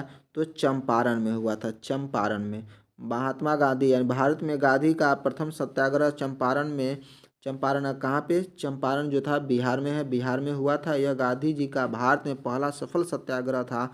इस आंदोलन में गांधी जी ने भारतीय राजनीति में प्रवेश किया। इस सत्याग्रह के दौरान रविंद्रनाथ टैगोर द्वारा गांधी जी को महात्मा की उपाधि दी गई थी। महात्मा गांधी ने किस वर्ष चंपारण सत्याग्रह का आरंभ किया था? तो वर्ष था 1917। महात्मा गांधी ने किस आंदोलन में भारतीय राजनीति में प्रवेश किया था? तो चंपारण आंदोलन के दौरान। निम्नलिखित में से ऐतिहासिक घटनाओं को उसके काल क्रमानुसार व्यवस्थित आपको करना है। तो इसमें क्या आ जाएगा? तो इसमें हम देखेंगे तो सबसे पहले आपका बंगाल विभाजन होता है। कब होता है? तो 1905 में। आपको जस्ट ऊपर हम लोग पढ़े 1905 में बंगाल। उसके बाद चंपारण होता है 1917 में। कब? 1917 में। उसके बाद जलियांवाला बाग हत्याकांड ये होता है 1919 में। तो सबको पता है। तो सबसे पहले क्या हो जाएगा? बंगाल विभाजन, उसके बाद चंपारण, उसके बाद जलियांवाला बाग हत्याकांड, मतलब 2-1-3। देखिए यहाँ पे लिखा भी है, बंगाल विभाजन 1905, चंपारण 1917 और जलियांवाला 1919। इसमें भी आपको काल क्रमानुसार व्यवस्थित करना है। तो इसमें आप देखिए तो सबसे पहले हम ऑप्शन के थ्रू ही हम देख लेते हैं इसमें पूरा जो आपका दिया है। तो सबसे पहले 1917 में आपका आया था नील की खेती के लिए चंपारण सत्याग्रह, जो भी जस्ट ऊपर हम लोग पढ़े हैं। फिर 1919 में आया था रोलेट एक्ट या रोलेट सत्याग्रह कह सकते हैं। फिर 1919 में देखिए, यह अप्रैल 1919 में क्या आया था, रोलेट एक्ट आया था। और फिर 1919 में ही, लेकिन अक्टूबर 1919 में आया था असहयोग खिलाफत आंदोलन की शुरुआत हुई थी। और फरवरी 1928 में साइमन कमीशन का भारत में आगमन हुआ था। देखिए कन्फ्यूजन केवल दोस्तों यहाँ पे देखिए कन्फ्यूजन इसी दोनों में ज़्यादा रहेगा। तो 1 अप्रैल में आया था, देखिए क्यों आया था, देखिए जब रोलेट सत्याग्रह आया था तो रोलेट सत्याग्रह, रोलेट के ही विद्रोह में भी तो खिलाफत शुरू हो गया था, कई जगह असहयोग आंदोलन शुरू उसी के बाद ही तो स्टार्ट हुआ था। क्योंकि रोलेट ऐसा था, इसको नो वकील नो दलील का कानून, मतलब कोई भी उस पर कोई कानून नहीं लगता था, किसी भी व्यक्ति को सस्पेंस के आधार पर ही उसको जेल में डाल दिया था। इस ये था रोलेट, मतलब जो रोलेट का जो नियम था वह बताया गया था, रोलेट एक्ट उसको बोला गया था। तो इसी के तहत ये जो आया था आपका 1919 में आया था।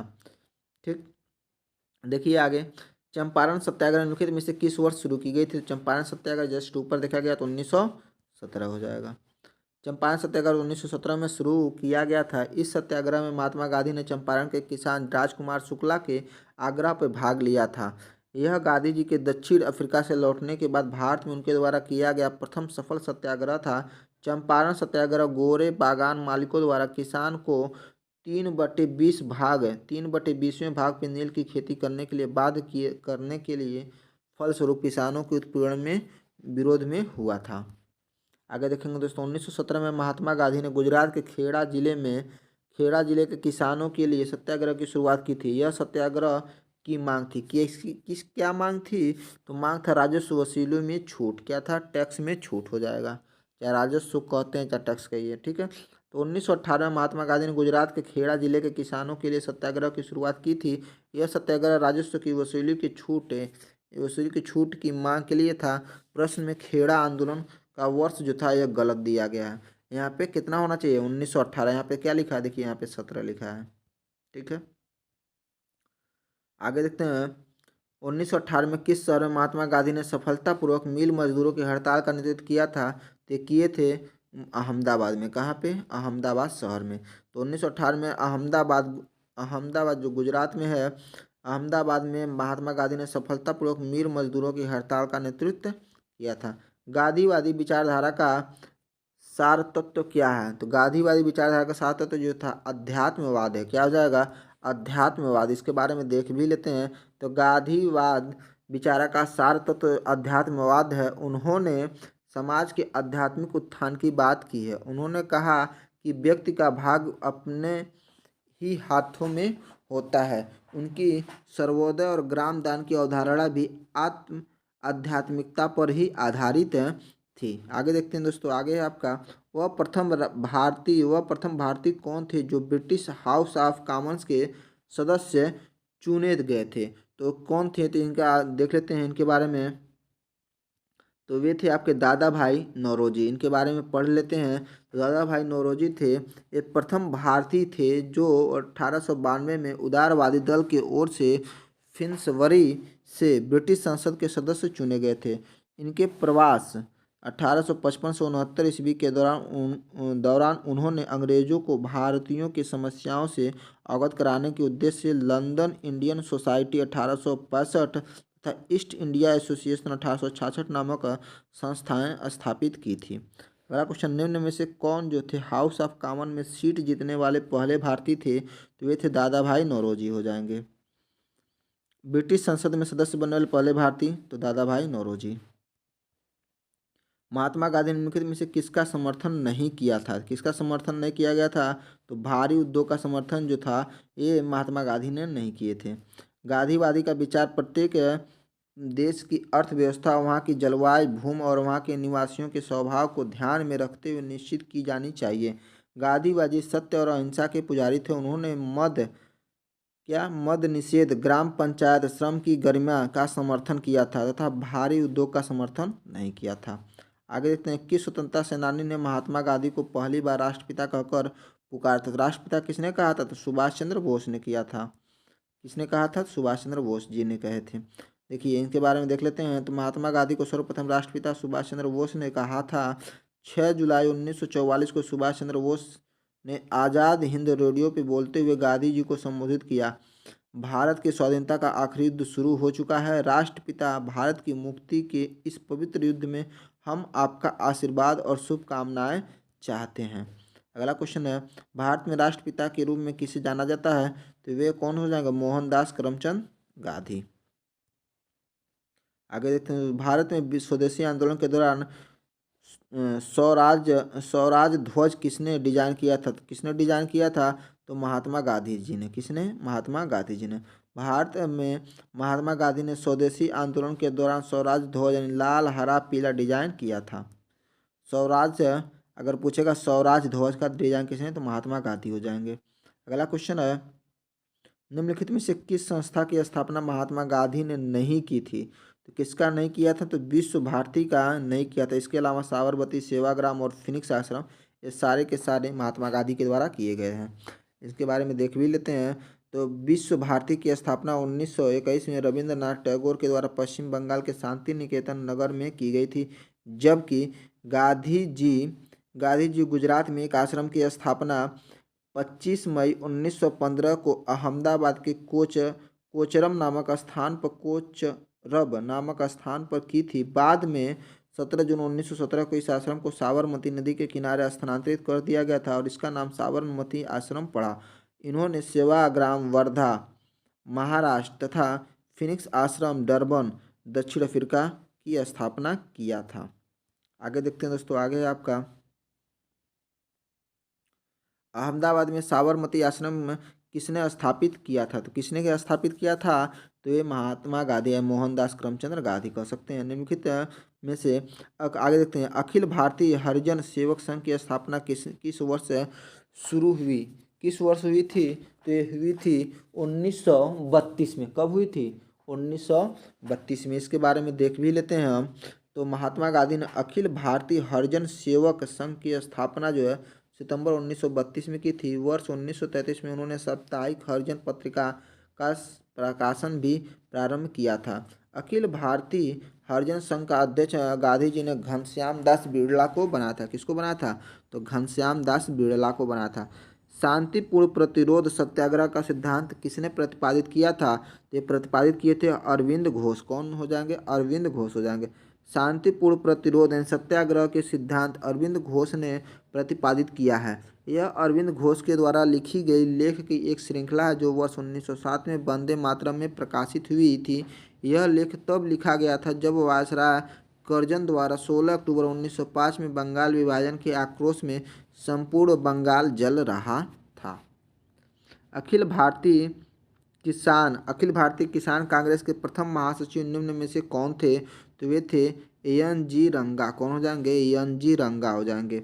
अखिल भारतीय किसान कांग्रेस के प्रथम महासचिव एन जी रंगा जी थे।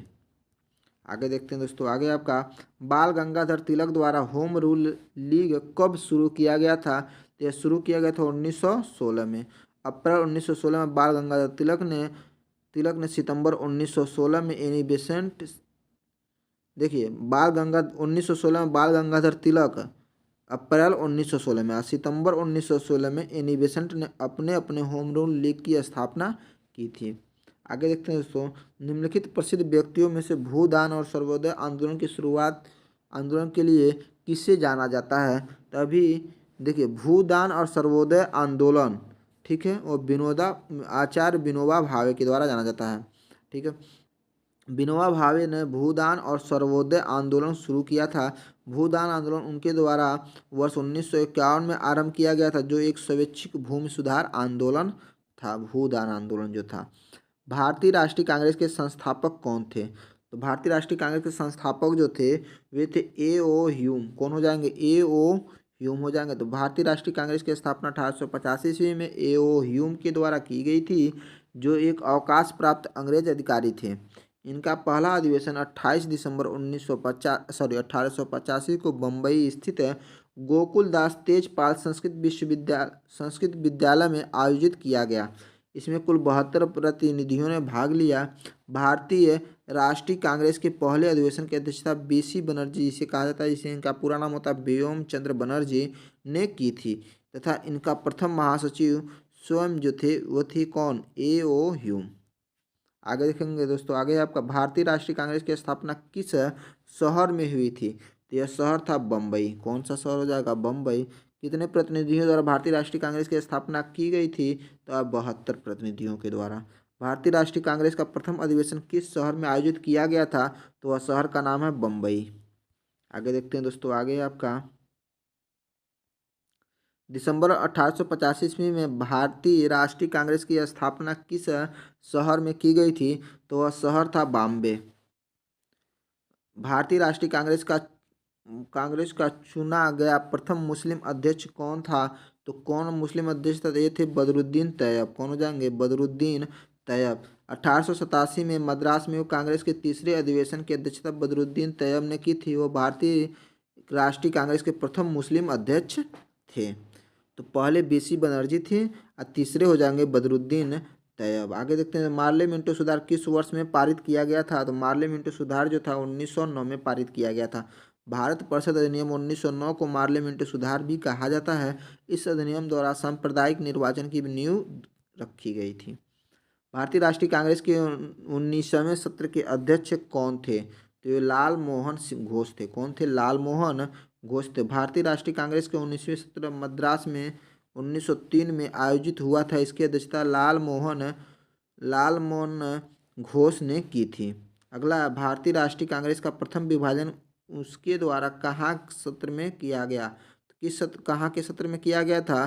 तो सत्र था सूरत। कौन सा हो जाएगा? सूरत। भारतीय राष्ट्रीय कांग्रेस का प्रथम विभाजन वर्ष जो था 1907 के सूरत अधिवेशन में किया गया था, जिसमें कांग्रेस नरमपंथी और गरमपंथी में दो अलग अलग गुटों में विभक्त हो गई थी। सूरत के विभाजन में गरम दल का नेतृत्व बाल गंगाधर तिलक ने किया था। कौन सूरत सत्र 1907 में भारतीय राष्ट्रीय कांग्रेस के अध्यक्ष के रूप में निर्वाचित हुआ था? तो वे थे रास बिहारी घोष। कौन हो जाएंगे? रास बिहारी घोष हो जाएंगे। 1907 में राष्ट्रीय कांग्रेस के 23वें अधिवेशन सूरत सत्र में उदारवादियों और गरम दल के अध्यक्ष पद को लेकर कांग्रेस का विभाजन हो गया। गरम दल के लोग लाला लाजपत राय तथा नरम दल के लोग उदारवादी रास बिहारी घोष को अध्यक्ष बनाना चाहते थे। अंततः रास बिहारी घोष अध्यक्ष बनने में सफल हुए। आगे देखते हैं दोस्तों, आगे आपका भारतीय राष्ट्रीय कांग्रेस पार्टी का विभाजन यानी स्प्लिट, जिसे सूरत विभाजन के नाम से जाना जाता है, किस वर्ष में हुआ था? तो कब हुआ था? तो 1907 में। भारतीय राष्ट्रीय कांग्रेस के दो समूह गरम दल और नरम दल में अच्छे संबंध किस समझौते में बने थे? तो ये फिर कब बना था समझौता? तो लखनऊ जब समझौता हुआ था, दोनों को फिर मिलाया गया था। तो भारतीय राष्ट्रीय कांग्रेस के दो समूह गरम दल और नरम दल के अच्छे संबंध लखनऊ समझौता 1916 में बने। वर्ष 1916 में लखनऊ अधिवेशन की अध्यक्षता अंबिका चरण मजूमदार ने की थी। इस समय कांग्रेस और मुस्लिम लीग की मध्य समझौता भी हुआ था। दिसंबर 1916 का लखनऊ समझौता भारतीय राष्ट्रीय कांग्रेस और के बीच आपसी सहमति पर किया गया था। मुस्लिम लीग और भारतीय राष्ट्रीय कांग्रेस की आपसी सहमति पर किया गया। इसके बारे में देख लेते हैं। तो दिसंबर 1916 में लखनऊ समझौता भारतीय राष्ट्रीय कांग्रेस और मुस्लिम लीग के बीच आपसी सहमति के आधार पर किया गया। अगला क्वेश्चन है, सितंबर 1923 में कांग्रेस के विशेष अधिवेशन की अध्यक्षता किसने की और जो 35 वर्ष की आयु में कांग्रेस के अध्यक्ष के रूप में चुने जाने वाले सबसे युवा व्यक्ति बने? तो वे थे मौलाना अबुल कलाम आज़ाद हो जाएंगे। इनके बारे में देख लेते हैं। तो सितंबर 1923 में कांग्रेस के विशेष अधिवेशन की अध्यक्षता मौलाना अबुल कलाम आज़ाद ने की थी। वह 35 वर्ष की आयु में कांग्रेस अध्यक्ष के रूप में चुने जाने वाले सबसे युवा व्यक्ति थे। यह विशेष अधिवेशन दिल्ली में हुआ था। भारतीय राष्ट्रीय गीत वंदे मातरम पहली बार किसी राजनीतिक अवसर पे कब गाया गया था? तो कब गाया गया था राजनीतिक अवसर पे अगर पूछेगा तो भारतीय राष्ट्रीय कांग्रेस अधिवेशन 1896 में। कब? भारतीय राष्ट्रीय कांग्रेस अधिवेशन 1896। भारतीय राष्ट्रीय कांग्रेस अधिवेशन 1896 कलकत्ता में भारतीय राष्ट्रीय गीत वंदे मातरम पहली बार गाया गया था। इस गीत की रचना जो थे बिक्किम चंद्र चटर्जी ने की थी। दिसंबर 1905 में कांग्रेस कार्यकारिणी की बैठक में इस गीत को राष्ट्रीय गीत की दर्जा प्रदान किया गया और यह गीत बंग भंग आंदोलन का शीर्षक गीत बना। आगे है 1938 और 1939 में किसे भारतीय राष्ट्रीय कांग्रेस के अध्यक्ष के रूप में चुना गया था। तो किसे चुना गया था? तो ये थे सुभाष चंद्र बोस जी। कौन हो जाएंगे? सुभाष चंद्र बोस जी हो जाएंगे।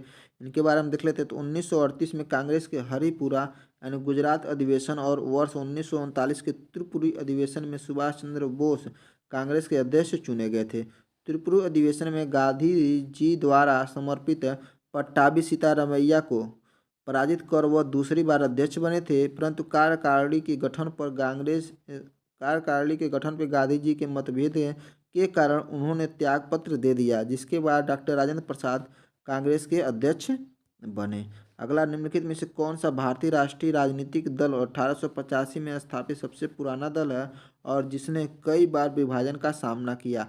तो वह दल का नाम कौन सा? भारतीय राष्ट्रीय कांग्रेस हो जाएगा, INC, इंडियन नेशनल कांग्रेस हो जाएगा। इसकी स्थापना 1885 में स्थापित सबसे पुराना राजनीतिक दल है, इसमें कई बार विभाजन हुआ और इसकी स्थापना A.O. ह्यूम के द्वारा की गई थी, जो एक अवकाश प्राप्त अंग्रेज अधिकारी थे। मुस्लिम लीग की स्थापना कब की गई थी? तो मुस्लिम लीग की स्थापना 1906 में की गई थी। तो मुस्लिम लीग की स्थापना कब? 1906 में ढाका में की गई थी। मुस्लिम लीग के प्रथम अध्यक्ष देखेंगे तो आगा खां थे और 1907 में इसका वार्षिक अधिवेशन कराची में तथा 1908 में अमृतसर में हुआ था। आगे है, ढाका में अखिल भारतीय मुस्लिम लीग की स्थापना हुई थी। तो कब हुई थी? तो 1906 में। मुस्लिम लीग की स्थापना वर्ष 1906 में ढाका में की गई थी। आगा खां इसके प्रथम अध्यक्ष और वर्ष 1907 में मुस्लिम लीग की वार्षिक अधिवेशन कराची में तथा वर्ष 1908 में अमृतसर में हुआ था। मुस्लिम लीग द्वारा पाकिस्तान की स्थापना की मांग करने वाला प्रस्ताव पारित किया गया था। वर्ष किस वर्ष पारित किया गया था? तो 1940 में। कब? 1940 में। देखिए, 13 मार्च 1940 को मुस्लिम लीग के लाहौर अधिवेशन में प्रसिद्ध पाकिस्तान प्रस्ताव पारित किया गया था। इस अधिवेशन की अध्यक्षता अली जिन्ना ने किया था। किसने किया था? अली जिन्ना ने। 1919 में गांधी जी ने अंग्रेजों द्वारा पारित की अधिवेशन के खिलाफ सत्याग्रह का आह्वान किया था। किसके खिलाफ? तो वो था रोलेट एक्ट की तरफ। अभी जस्ट ऊपर हम आपको बताए भी थे, कैसे याद करना था आपको। तो बताया था ना कि रोलेट एक्ट जब आया था तो उसी के विरोध में ही सारी चीज़, क्योंकि रोलेट एक्ट ऐसा था कि बिना वकील, बिना अपील, बिना दलील का कानून कहा जाता है। इसमें देखिए लिखा भी होगा, गांधी जी ने 1919 में प्रस्तावित रोलेट एक्ट 1919 के खिलाफ एक राष्ट्रव्यापी सत्याग्रह आंदोलन चलाने का फैसला लिया। भारतीय सदस्यों को भारी विरोध के बावजूद इस कानून को इंपीरियल लेजिस्लेटिव काउंसिल में पारित किया गया था। रोलेट एक्ट को बिना वकील, बिना अपील, बिना दलील का कानून या काला कानून, क्या क्या? बिना वकील, बिना अपील, बिना दलील का कानून या इसे काला कानून भी कहा जाता है। रोलेट एक्ट की प्रतिक्रिया के रूप में को राष्ट्रीय अपमान दिवस के रूप में आयोजित किया। तो किस दिन को? तो वह दिन था 6 अप्रैल 1919। कौन सा दिन हो जाएगा? 6 अप्रैल। रोलेट एक्ट की प्रतिक्रिया के रूप में 6 अप्रैल 1919 को राष्ट्रीय अपमान दिवस के रूप में आयोजित किया गया था। इस एक्ट को बिना वकील, बिना अपील, बिना दलील का कानून या काला कानून कहा जाता है। तो रोलेट एक्ट लॉर्ड चेम्सफोर्ड के कार्यकाल में पारित हुआ। अगला है, रोलेट सत्याग्रह कब और किसके द्वारा किया गया था? तो रोलेट सत्याग्रह जो था वह महात्मा गांधी के द्वारा 1919 में किया गया। न्यायाधीश सिडनी रोलेट की अध्यक्षता में गठित समिति के सुझावों पर मार्च 1919 में पारित विधेयक रोलेट एक्ट के नाम से जाना गया। अखिल भारतीय राजनीति में गांधी द्वारा रोलेट एक्ट के विरुद्ध 1919 में सत्याग्रह प्रारंभ किया गया था। किस वर्ष में महात्मा गांधी ने रोलेट अधिनियम के खिलाफ सत्याग्रह का आह्वान किया था? रोलेट के खिलाफ कब आह्वान किया था? तो 1919 में ही किया था। तो इसमें देख लेंगे, तो यहाँ पे देखिए, यहाँ पे लिखा है क्या? 1919। इसके बारे में आगे जो था ऊपर एक्सप्लेन कर दिया गया है। 1919 में घटित जलियांवाला बाग नरसंहार कांड का ब्रिटिश सेना के किस जनरल पर था? नरसंहार का दोष जो था, तो वह दोष जो था वह जनरल डायर पे कहा गया था, क्योंकि जनरल डायर ने उसमें नरसंहार करवाया था। इसके बारे में देख भी लेते हैं। तो रोलेट एक्ट मार्च 1919 में लागू किया गया था, जिसके विरुद्ध गांधी जी ने 6 अप्रैल 1919 को देशव्यापी हड़ताल का आयोजन कराया था। जलियांवाला बाग अमृतसर में 13 अप्रैल 1919 को शांतिपूर्ण सभा में जनरल डायर ने नरसंहार कराया था। आगे देखते हैं। आगे है आपका भारत में जनरल डायर के प्रशासन के दौरान कौन सा कानून लागू किया गया था? तो कौन सा कानून? तो मार्शल कानून उसे कहा जाता है, उसको लागू किया गया था। भारत में जनरल डायर के प्रशासन के दौरान 13 अप्रैल 1919 को जलियांवाला बाग नरसंहार की हृदय विदारक घटना हुई, जिसके बाद पंजाब की स्थिति बिगड़ने लगी। 15 अप्रैल 1919 को मार्शल कानून की घोषणा की गई। अगला, जलियांवाला बाग नरसंहार के लिए कौन सा ब्रिटिश अधिकारी जिम्मेदार था? तो वह था जनरल डायर हो जाएगा। जलियांवाला बाग त्रासदी कब हुई थी? 13 अप्रैल 1919 को। पंजाब के दो लोकप्रिय नेता डॉक्टर सैफुद्दीन किचलू और डॉक्टर सत्यपाल की गिरफ्तारी और ब्रिटिश दमन का विरोध करने के लिए 13 अप्रैल 1919 को बैसाखी के दिन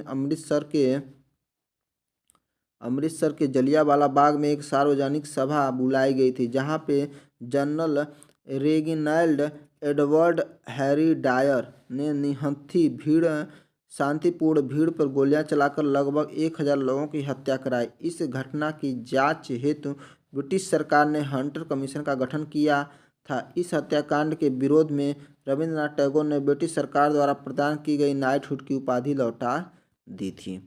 जलियांवाला बाग हत्याकांड या नरसंहार के बाद किसने अपनी नाइटहुड की उपाधि लौटा दी गई थी? तो रविंद्रनाथ टैगोर ने। जलियांवाला बाग हत्याकांड सामूहिक हत्याकांड के विरुद्ध में नाइटहुड की उपाधि का अस्वीकार कर दी थी, तो किसने? रविंद्रनाथ टैगोर हो जाएंगे। 1919 में कौन सी घटना नहीं हुई थी? तो कौन सी घटना नहीं हुई थी? तो बंगाल का विभाजन जो था 1919 में नहीं हुआ था, ये हुआ था 1905 में। कब हुआ था? 1905 में, ऊपर पढ़ा भी गया। इसके अलावा जलियांवाला बाग हत्याकांड हुआ था, रोलेट एक्ट भी पारित हुआ था और मॉन्टेग्यू चेम्सफोर्ड सुधार की घोषणा भी की गई थी। तो यहाँ पे देख भी लीजिए, यहाँ पे आपको बता दिए सारा कुछ। यहाँ पे बस ये देखिए कि जो विभाजन था 1905 में करजन के समय में हुआ था। बाकी आपका जलियांवाला बाग 1919 में 13 अप्रैल, रोलेट एक्ट मार्च 1919 में, मॉन्टेग्यू चेम्सफोर्ड घोषणा जो थी ये भी 1919 में हुई थी। गणेश महोत्सव का प्रारंभ किसने किया था? तो किसने किया था गणेश महोत्सव का प्रारंभ? तो ये थे लोकमान्य तिलक हो जाएंगे। लोकमान्य तिलक। लोकमान्य तिलक 1893 ईस्वी में गणपति उत्सव यानी गणपति उत्सव 1895 ईस्वी में शिवाजी महोत्सव मनाया। आगे चलकर उनका यह प्रयास महाराष्ट्र के लोगों के लिए राष्ट्रवादी भावना में अहम भूमिका निभाई। किस आंदोलन का नेतृत्व मोहम्मद अली और शौकत अली ने किया था? तो आंदोलन का नाम था खिलाफत आंदोलन। खिलाफत आंदोलन का नेतृत्व अली बंधुओं मोहम्मद अली और शौकत अली ने किया था। खिलाफत आंदोलन भारत में मुख्यतः मुसलमानों द्वारा चलाया गया राजनीतिक धार्मिक आंदोलन था। इस आंदोलन का उद्देश्य जो था तुर्की में खलीफा के पद को पुनः स्थापित करने हेतु अंग्रेजों पर दबाव बनाना था। खिलाफत आंदोलन प्रारंभ करने के लिए गठित कमेटी में शौकत अली, मोहम्मद अली, अब्दुल कलाम आज़ाद, हकीम अजमल खां, हजरत मोहानी और डॉक्टर अंसारी शामिल थे। आगे देखेंगे दोस्तों, आगे खिलाफत समिति का गठन कहाँ और कब हुआ था? तो कहाँ और कब हुआ था? तो हुआ था बॉम्बे और मार्च 1919 में। कहाँ पे? बॉम्बे में मार्च 1919 में। इसके बारे में देख लेते हैं। तो खिलाफत आंदोलन का गठन जो था बॉम्बे में मार्च 1919 में किया गया था। खिलाफत आंदोलन का इसका मुख्य जो श्रेय था ये अली बंधुओं शौकत अली और मोहम्मद अली को दिया जाता है। आगे खिलाफत समिति का गठन अली बंधुओं में किया था। किसने किया था? तो ये थे, देखिए सॉरी, खिलाफत समिति का गठन अली बंधुओं में किया था। कहाँ पे? तो हो जाएगा बॉम्बे में 1919 में, भी ऊपर देखे भी हैं हम लोग। आगे देखते हैं दोस्तों, आगे आपका 1920 का खिलाफत आंदोलन के खिलाफ किए गए अन्याय के विरुद्ध एक विद्रोह के रूप में किया गया था। किसके खिलाफ? तो ये जो तुर्की का जो खलीफा थे इनकी बात यहाँ जस्ट ऊपर हम लोग पढ़े भी थे। यहाँ पे देखिए क्या था, तुर्की के खलीफा हो जाएंगे। इसके बारे में देख लेते हैं। तो खिलाफत आंदोलन जो तुर्की के खिलाफ किए गए अन्याय के विरुद्ध एक विरोध के रूप में आयोजित किया गया था। खिलाफत आंदोलन प्रारंभ करने का श्रेय जो था अली बंधुओं में शौकत अली और मोहम्मद अली को दिया गया था। अगला, निम्न में से कौन नेता थे जिन्होंने खिलाफत के समर्थन में असहयोग आंदोलन शुरू करने की आवश्यकता के बारे में महात्मा गांधी को समझाने में महत्वपूर्ण भूमिका निभाई थी? तो वे थे शौकत अली। कौन हो जाएंगे? शौकत अली हो जाएंगे। खिलाफत आंदोलन का प्रारंभ करने का श्रेय मुख्यतः अली बंधुओं शौकत अली और मोहम्मद अली को दिया जाता है। इन्होंने ही खिलाफत के समर्थन में असहयोग आंदोलन शुरुआत करने की आवश्यकता के बारे में महात्मा गांधी को समझाने में महत्वपूर्ण भूमिका निभाई थी। आगे देखते हैं। मार्च 1919 में बम्बई में निम्नलिखित में से कौन सी समिति बनाई गई थी? तो वह समिति का नाम था खिलाफत समिति। मार्च 1919 में बम्बई में खिलाफत समिति का गठन किया गया था। यह समिति जो था खलीफा की शक्तियों की रक्षा के लिए गठित की गई थी। अगला क्वेश्चन है, कांग्रेस के किस अधिवेशन में असहयोग आंदोलन का अपनाया गया था? तो वह आंदोलन हो जाएगा नागपुर अधिवेशन 1920। कानपुर देखिए, कांग्रेस के नागपुर अधिवेशन 1920 में असहयोग आंदोलन को अपनाया गया था। नागपुर अधिवेशन की अध्यक्षता वीसी राघव चेरियार ने किया था। किसने? वीसी यादव चेरियार ने किया था। आगे देखते हैं दोस्तों, आगे है आपका सितंबर सितंबर 1920 में भारतीय राष्ट्रीय कांग्रेस अधिवेशन का आयोजन में किया गया था। तो कहाँ पे किया गया था? तो ये किया गया था कलकत्ता, जिसे आप कोलकाता भी कहते हैं। इसके बारे में देख लेते हैं। तो सितंबर 1920 में भारतीय राष्ट्रीय कांग्रेस के विशेष अधिवेशन का आयोजन जो कलकत्ता अब कोलकाता में किया गया था। इस विशेष अधिवेशन की अध्यक्षता लाला लाजपत राय ने की थी। किसने? लाला लाजपत राय ने की थी। इस अधिवेशन में गांधी जी ने असहयोग आंदोलन का प्रस्ताव रखा था। आगे देखते हैं दोस्तों, आगे आपका भारतीय राष्ट्रीय कांग्रेस की प्रथम महिला अध्यक्ष कौन थी? प्रथम महिला अध्यक्ष थी वो थी एनी बेसेंट। कौन हो जाएंगी? Annie Besant. कांग्रेस के 32वें अधिवेशन का आयोजन 26 से 29 दिसंबर 1917 को कलकत्ता में हुआ था। इसमें एनी बेसेंट को कांग्रेस का प्रथम महिला अध्यक्ष चुना गया था, जबकि सरोजिनी नायडू जिन्होंने 1925 में कानपुर में भारतीय राष्ट्रीय कांग्रेस के 40वें वार्षिक अधिवेशन की अध्यक्षता की थी, वो अब कांग्रेस की प्रथम भारतीय महिला अध्यक्ष बनी थी। आगे आपका भारतीय राष्ट्रीय कांग्रेस की अध्यक्ष चुनी जाने वाली पहली महिला कौन थी? तो भारतीय राष्ट्रीय कांग्रेस की चुनी जाने पहली महिला एनी बेसेंट हो जाएंगी। अब पहली भारतीय अगर पूछेगा तो सरोजिनी नायडू हो जाएगी। वो कौन वर्ष 1925 में भारतीय राष्ट्रीय कांग्रेस की दूसरी महिला अध्यक्ष बनी और जो इस अध्यक्ष पद पे आने वाली प्रथम भारतीय महिला थी। तभी जस्ट आपको ऊपर बनाया क्या? सरोजिनी नायडू हो जाएंगी। कौन हो जाएंगी? सरोजिनी नायडू हो जाएंगी। यहाँ पे देखिए, अगला क्वेश्चन आपका, निम्नलिखित में से किस वर्ष सरोजिनी नायडू ने भारतीय राष्ट्रीय कांग्रेस की अधिवेशन की अध्यक्षता की थी? तो किस वर्ष की थी? तो यह था 1925 में। देखिए दोस्तों, यहाँ पे हम आपको जितनी भी चीज़ें थी इसमें से आपको 90 क्वेश्चन मैंने कंप्लीट करा दिया और सेशन भी 1 घंटे से ऊपर हो गया। तो मैं इसके आगे के जो टॉपिक है, जो भी आगे के टॉपिक और जो भी क्वेश्चन है, सारे क्वेश्चन को मैं अगले वीडियो में पढ़ाऊँगा। अगर आप लोगों को ये वीडियो अच्छा लग रहा है तो प्लीज़ मेरे चैनल को शेयर और सब्सक्राइब जरूर करिएगा और अपने दोस्तों को भी ज़रूर बताइएगा। धन्यवाद दोस्तों।